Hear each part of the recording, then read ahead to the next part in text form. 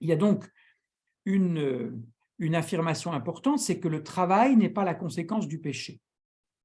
Quelquefois, on dit que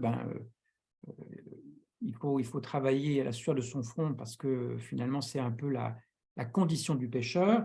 Luther rectifie et il dit non, le travail fait partie de la condition humaine dès le départ. Alors, ça, ce sont ce qu'il appelle donc les mandats dans l'ordre de la création. Et après ces premiers mandats, il considère que Dieu a voulu instituer trois ordres. Il a mis en place trois institutions qui ont un caractère intangible, c'est-à-dire qu'ils sont nécessaires. Et il n'est pas bon d'imaginer qu'ils soient indépendants les uns des autres. Ils sont articulés, ces trois institutions, ces trois ordres. Et en commentant Genèse, chapitre 2, les versets 16 et 17, il écrit ceci. « Nous avons l'institution de l'Église, premier ordre. » Alors, on est dans la Genèse. Hein. Pour Luther, l'Église est déjà dans la Genèse. Elle a précédé celle de l'économie, c'est le deuxième ordre, et l'ordre public, c'est le troisième. Car Ève n'avait pas encore été créée. Elle ne comporte ni l'Église, hein, elle ne comporte ni construction de murs, ni cérémonie aucune. Ça veut dire que pour Luther, qu'est-ce que c'est que l'Église? C'est le lieu où la parole de Dieu se donne à entendre. Hein, la définition que les réformateurs donnent de l'Église, que ce soit Luther ou Calvin, c'est que l'Église, c'est où la parole de Dieu est proclamée et où les sacrements sont correctement administrés. Or, dans la Genèse, dans le jardin d'Éden, quand Dieu parle à l'être humain, eh bien, c'est déjà l'Église, puisque Dieu parle. Ensuite, il considère que après sera instaurée l'économie, lorsqu'Adam se verra associer Ève en qualité de compagne. Il y a une continuité entre l'oikos, la maison, l'économie familiale et l'économie au sens plus large du terme dans une société. Ce sont des mots qui, d'ailleurs, en français comme en grec, sont dans la même étymologie. L'économie, c'est la gestion de la maison. Mais nous l'entendons aujourd'hui, évidemment, la maison comme étant la maison commune, qu'est un pays, voire qu'est la planète. Et donc, le deuxième ordre, c'est l'économie, et le troisième, eh bien, c'est le pouvoir public. Il n'y en avait pas avant le péché, il n'en était nul besoin. Le pouvoir public est en effet un remède nécessaire pour la nature corrompue. Il faut que la convoitise soit liée par la contrainte des lois et des peines pour ne pas se déployer librement. Donc on voit que les deux premiers ordres sont déjà là avant la chute, avant le péché, mais après le péché, finalement, Dieu institue un troisième ordre, c'est le pouvoir public, c'est le pouvoir de l'épée, c'est le pouvoir répressif, c'est la loi qui doit finalement contrecarrer les débordements des comportements humains qui sont finalement qui portent atteinte à ses semblables et plus largement qui portent atteinte à la création. Ces trois institutions des Luther sont l'Église, donc, le mariage, qu'on associe à l'économie, puisque finalement, c'est la conjugaison de l'homme et de la femme qui font qu'il y a le foyer qui va naître, et à travers le foyer, la gestion de la maison, c'est-à-dire l'économie. Et troisième ordre, le pouvoir public. Dieu a ordonné, dit-il, trois hiérarchies, et nous ne devons pas en avoir d'autres. C'est déjà amplement suffisant pour nous occuper, de telle manière que nous vivions droitement dans ces trois-là contre le diable.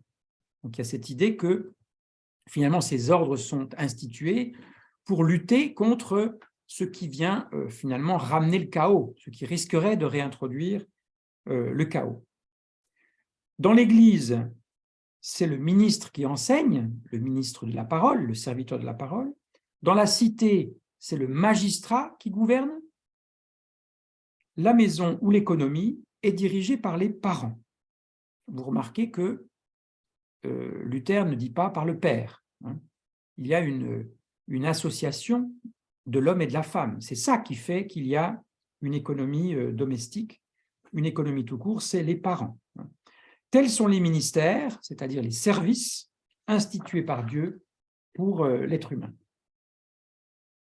Et justement, ce qui est intéressant, c'est de considérer que la vocation humaine, dans l'ordre de la création, c'est de se comprendre comme étant en service. Et s'il y a bien quelque chose que les chrétiens doivent peut-être souligner particulièrement, c'est que les ordres institués par Dieu, que sont donc l'Église, le pôle spirituel, la maison, le pôle économique, et le pouvoir temporel, l'ordre public, eh bien, ce sont des services dans l'ordre de la création. Et que, par conséquent, il s'agit de s'y investir. Pourquoi est-ce qu'il faut appeler, tout à l'heure, vous vous souvenez, dans le début de notre discussion ce soir, on évoquait la question de l'engagement des chrétiens, eh bien, c'est précisément parce que le monde tel qu'il est voulu par Dieu, il est, comment on disait, organisé, structuré sur la base de ces trois ordres, et il est donc bon pour l'être humain de s'y impliquer, de s'y investir, et des chrétiens en particulier, des chrétiennes de s'y investir, parce que ce sont des services pour le monde et pour la création. L'Église visible, dans son fonctionnement extérieur, n'est pas coupée du régime temporel, donc il y a une articulation entre ces différents régimes. Et donc, il faut bien relever les prérogatives des uns et des autres. Ce que doit faire l'ordre public ne concerne pas les prérogatives de la vie qu'on peut qualifier aujourd'hui de vie privée. C'est-à-dire que l'économie est plutôt du côté de la vie privée. Mais en même temps, c'est à l'ordre public, c'est dans l'ordre public que l'économie doit être vécue. Et donc, il est normal de réguler l'activité économique. Donc, on voit qu'il y a dans la pensée de Luther une articulation, et c'est très intéressant de le relever, à la fois une spécificité de chaque ordre et en même temps une articulation. Il écrit ceci: l'école doit être au plus proche de l'Église parce qu'on y éduque les jeunes prédicateurs et pasteurs, et elle doit remplacer ceux qui sont morts. Ensuite, proche de l'école, on doit trouver l'habitation, la maison, parce qu'on doit y prendre les élèves. Ensuite, la mairie et le château, qui doivent défendre les citoyens, afin qu'ils puissent engendrer des enfants pour l'école, et l'école former des enfants pour être pasteurs, et des pasteurs pour faire de nouveau des églises, et des enfants de Dieu, qu'ils soient citoyens, princes ou empereurs.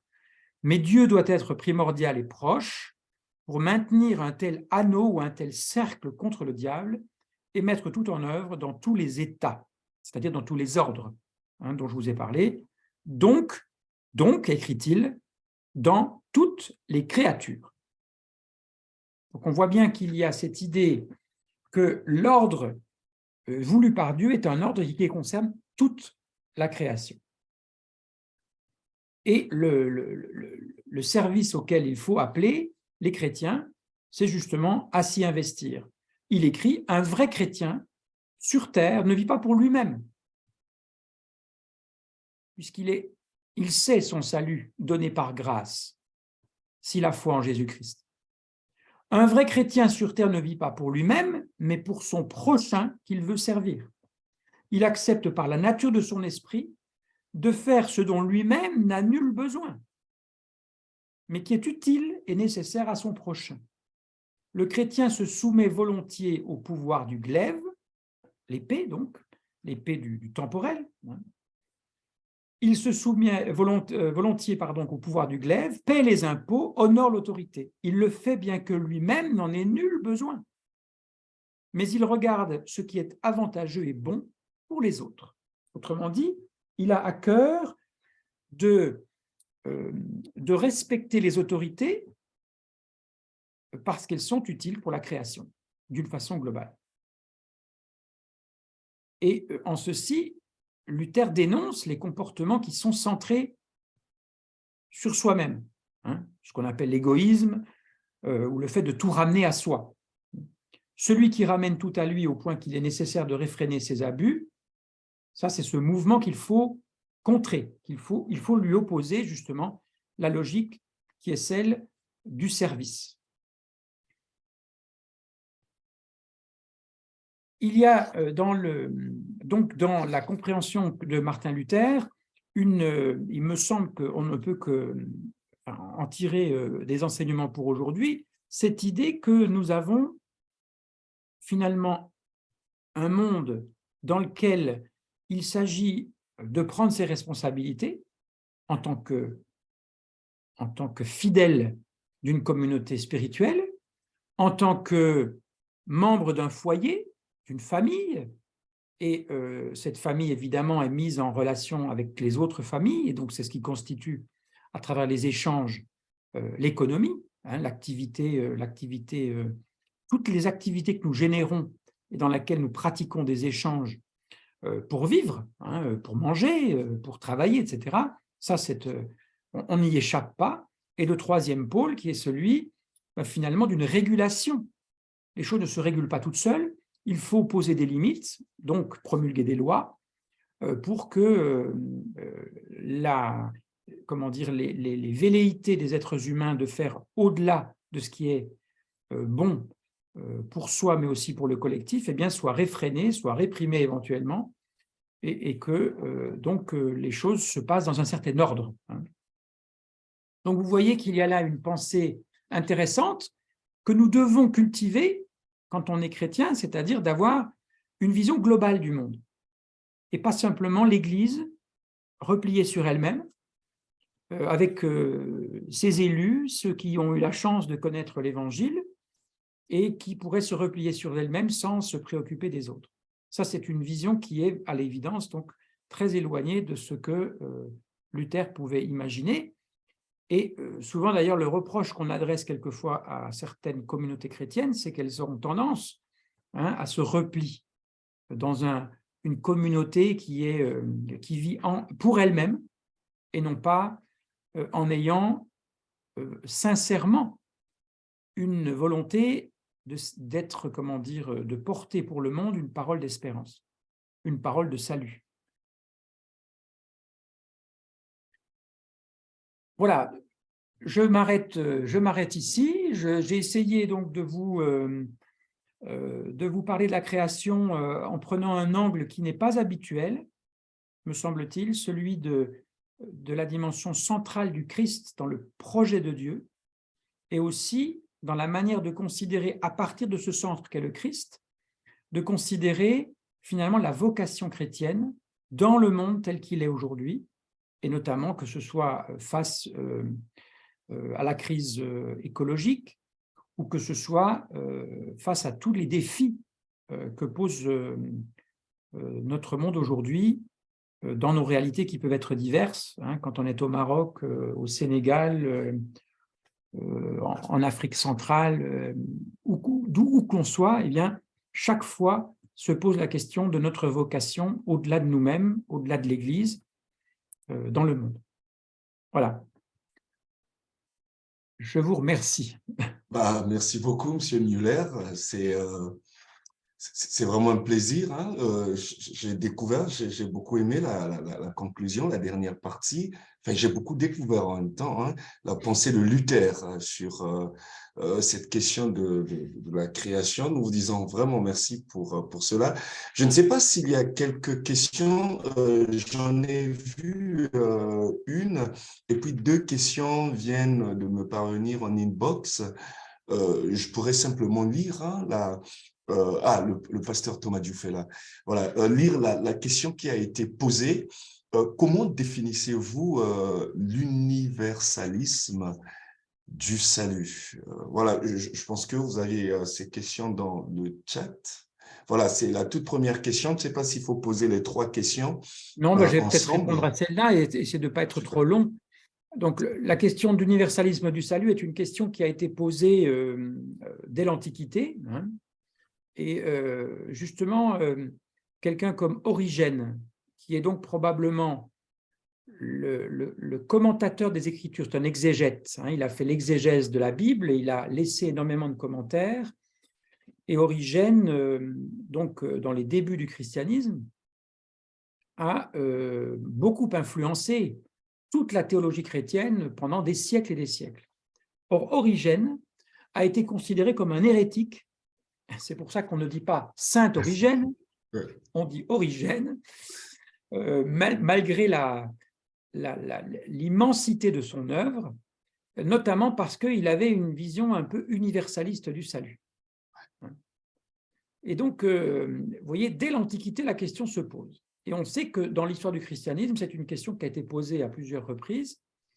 Et je dirais que dans le camp protestant, à le moment de la Réformation, mais aussi pour l'Église catholique romaine, cette universalité du salut n'était pas vraiment défendue. Au contraire, on considérait qu'il y avait des conditions au salut. Et par exemple, chez les franciscains, quand ils sont allés sur le continent américain, à l'époque de la conquête de l'Amérique, ils étaient, pressés de baptiser les gens, étant convaincus que s'ils n'étaient pas baptisés, ils ne seraient pas sauvés. Et que par ailleurs, il n'était pas nécessaire de leur demander leur avis, mais que c'était le rite même du baptême qui suffisait à les sauver. Et donc, on baptisait les gens au jet d'eau, si vous voulez. Hein. On arrosait copieusement sans avoir besoin de faire de catéchisme avant. Ce qui n'était pas la position des dominicains qui, eux, considéraient qu'il était nécessaire d'abord de les catéchiser avant de les baptiser.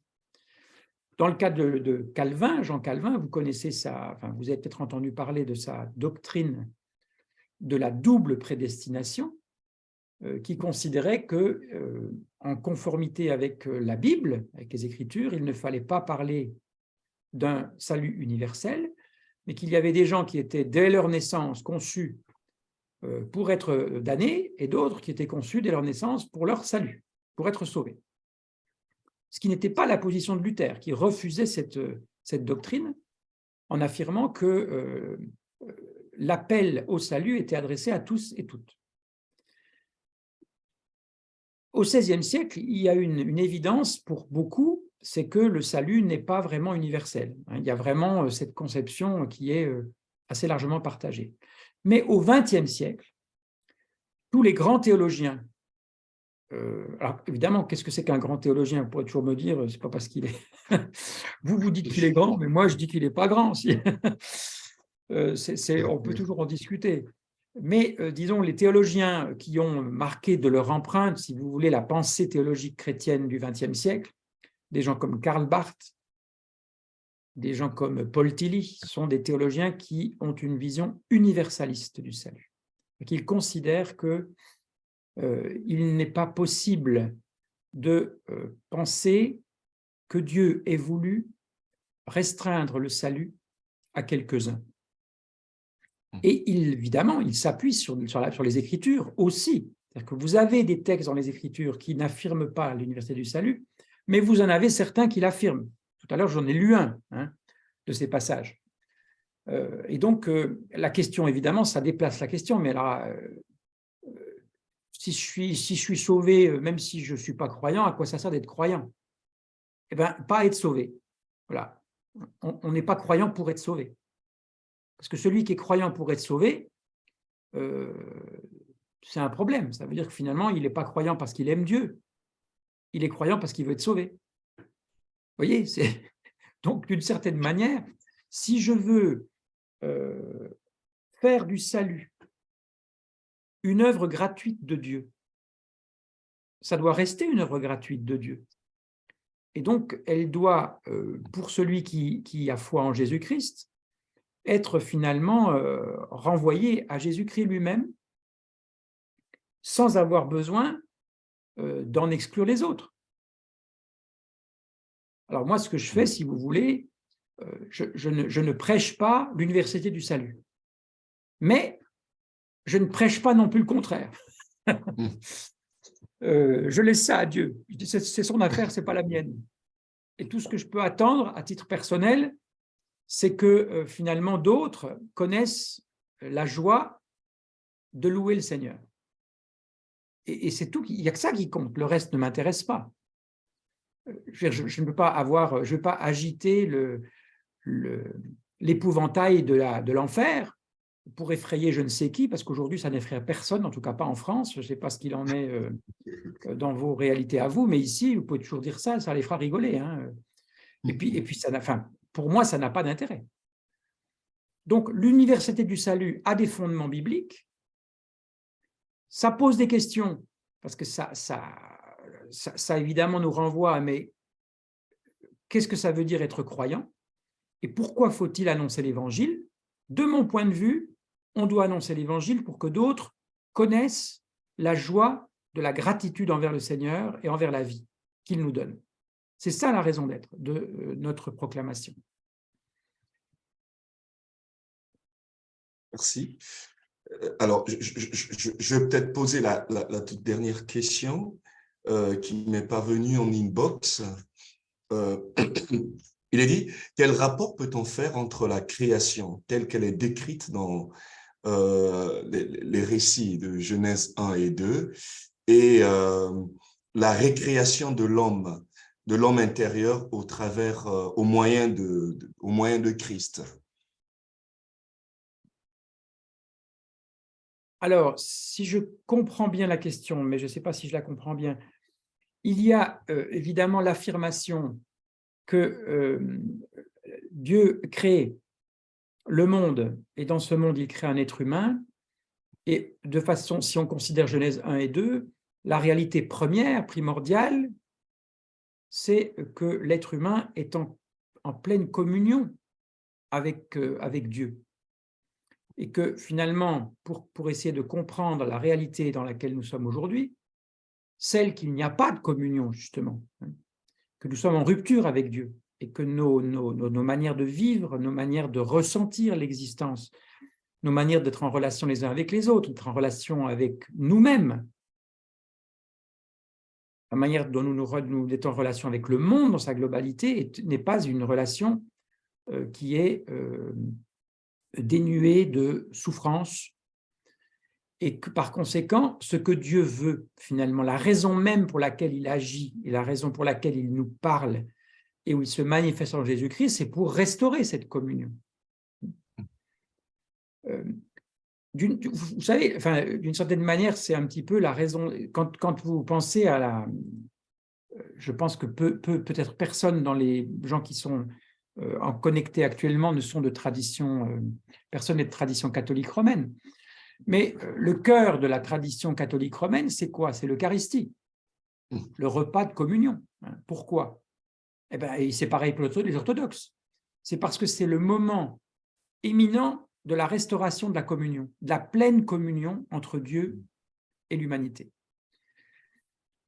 Et donc, ce n'est pas par hasard, si vous voulez, qu'il y a cette spiritualité-là. Dans le protestantisme, cette pleine communion, elle est à la fois attestée et vécue dans le sacrement de la communion, mais aussi dans la proclamation de la parole, reçue dans la foi. Donc, c'est un petit peu une manière de vouloir élargir, on peut dire ça comme ça, élargir. Hein. Le travers étant peut-être parfois dans le protestantisme de négliger le sacrement au profit de la prédication. Alors, ma sensibilité luthérienne me fait dire qu'il est fondamental d'avoir un équilibre entre les deux. C'est-à-dire que la parole et le sacrement sont les deux piliers, si vous voulez, de l'Église. Et il faut bien les vivre ensemble et ne pas négliger l'un par rapport à l'autre. Ne pas négliger la parole proclamée par rapport au sacrement, ce qui serait le travers catholique, et ne pas négliger le sacrement par rapport à la parole, ce qui serait le travers d'une certaine tradition protestante qui refuse justement la pratique sacramentelle. Donc, le rapport entre Genèse 1 et 2 et le Christ, c'est que c'est par le Christ que la restauration de la communion se réalise en plénitude dans la foi, mais d'une certaine manière, le Christ lui-même ressuscité, déclaré Seigneur, souverain, hein, est celui qui est l'acteur premier, le premier acteur de cette restauration et de cette communion.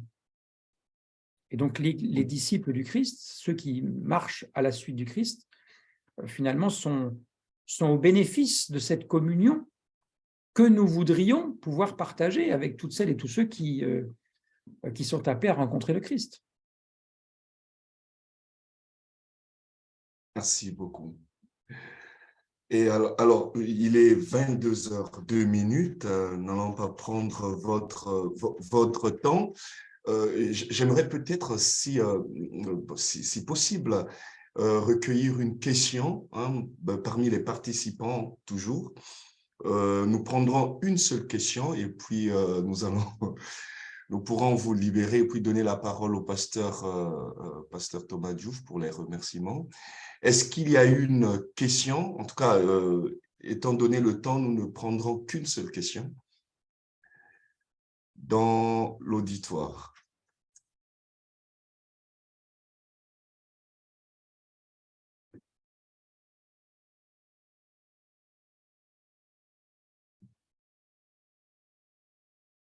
Voilà, bon, c'est silencieux.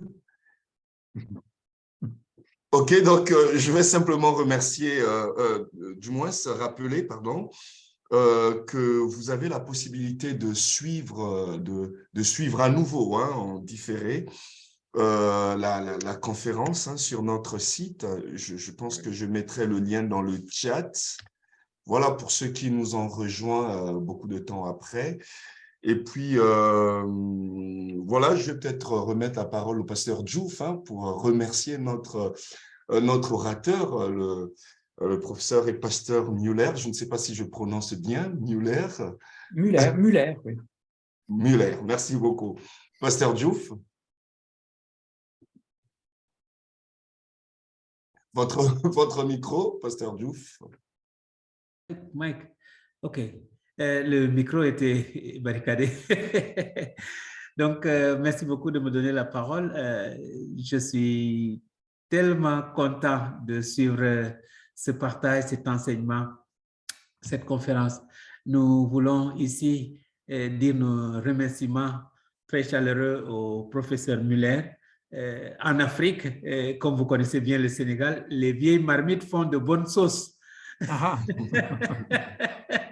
Donc, c'est dire que les sages de la famille, vous savez, il y a de la sagesse en théologie aussi, et le temps de mûrir dans la recherche, de grandir dans la comparaison.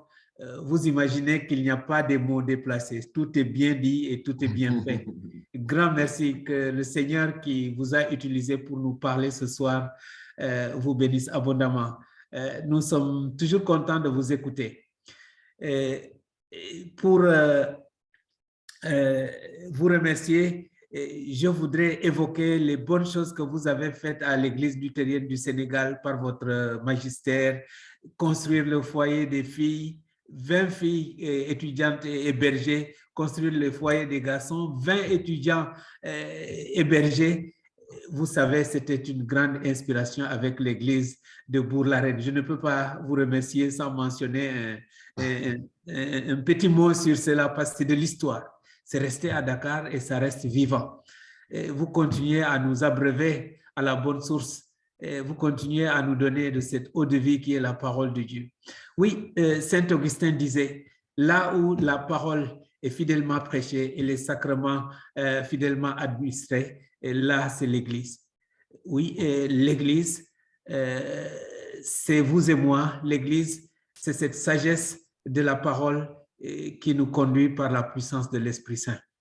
Merci pour tout cet éclairage que vous avez apporté à nos étudiants connectés ce soir. J'espère que tout le monde a été bien nourri et nous espérons renouveler encore l'expérience, pas en commençant d'abord la mouture et abandonner pour aller en vacances, revenir sans jamais réchauffer. Mais nous allons, parce que je ne veux me taper, nous allons garder ce contact, cette dynamique d'échange et que nous reviendrons toujours à la bonne source pour nous abreuver. Vraiment que Dieu vous rende tout ce que vous avez fait au centuple. Je me disais que Pasteur Muller parle de préparation, mais il suffit qu'il prenne le micro et nous serons rassasiés. Et c'est exactement le cas. C'est exactement le cas. Ce n'est pas pour vous flatter, je dis ce qui me traverse l'esprit. Et fort de cet enseignement, nous sommes très ravis ce soir. Soyez-en remerciés de la part de tous qui m'ont donné la parole pour le faire. Soyez-en remerciés au nom puissant de Jésus-Christ. Merci beaucoup, mon pasteur. Merci. Merci beaucoup pour votre confiance et puis pour le plaisir que j'ai eu j'ai aperçu comme ça rapidement ou entendu des voix qui me sont familières, du Sénégal notamment. Oui. Et ça me fait plaisir. Puisque, comme je le disais tout à l'heure, j'ai eu l'occasion d'aller au Sénégal dans 2 jours et donc je me réjouis d'avance de retrouver certains. Voilà. Oui, j'ai vu tout ce beau monde de Pascal Kama, de Madeleine Kama, de Pasteur Dembandong. Tout ce beau monde était connecté ce soir, hein, pas seulement ceux de l'AM. Voilà, oui. Donc, Pasteur Jérôme, merci beaucoup. Très bien, merci encore. Merci à vous. Et bonne continuation dans votre ministère et à toutes les personnes qui ont participé dans ce dans quoi vous êtes engagés, que ce soit dans l'Église ou dans vos activités diverses. Que le Seigneur vous bénisse. Amen. Merci beaucoup. Pasteur Muller, est-ce que vous pourriez prier pour nous juste avant de partir, hein, nous remettre à la grâce du Seigneur? Oui, prions alors. Seigneur, nous voulons t'exprimer notre reconnaissance pour ce temps d'échange, ce temps d'enseignement. Fais, Seigneur, que nous soyons véritablement à ton écoute, désireux de connaître ta volonté, que nous savons être une bénédiction pour nous-mêmes, mais aussi pour le monde entier. Fais, Seigneur, que nous soyons toujours mis en éveil, que nous soyons créatifs, porteurs d'une parole pertinente et juste, qui puisse conduire vers toi et qui puisse aussi mettre en éveil tous nos contemporains à leurs conditions d'enfants de Dieu. Nous voulons, Seigneur, tout remettre entre tes mains, nos vies personnelles, familiales, tout ce que nous pouvons vivre en Église. Apporte-nous, Seigneur, ta grâce, apporte-nous les ressources dont nous avons besoin et ton esprit, qu'il nous sanctifie et qu'il nous consacre à ton dessein et à ton seul dessein. Merci, Seigneur, aujourd'hui et pour tous les jours de notre vie. Amen. Amen. Amen.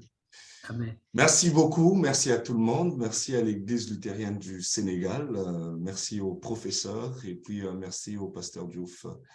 Donc, à très bientôt, on peut se saluer, hein, on peut voilà, activer nos micros audiblement, le dire, peut-être nos cams aussi, voilà, on peut se voir et puis se dire un petit mot avant de partir. Allez, bien à vous, hein. Oui. Et je rappelle que le lundi, le lundi, nous aurons liturgie avec le pasteur Maxi. Voilà, donc on se salue et puis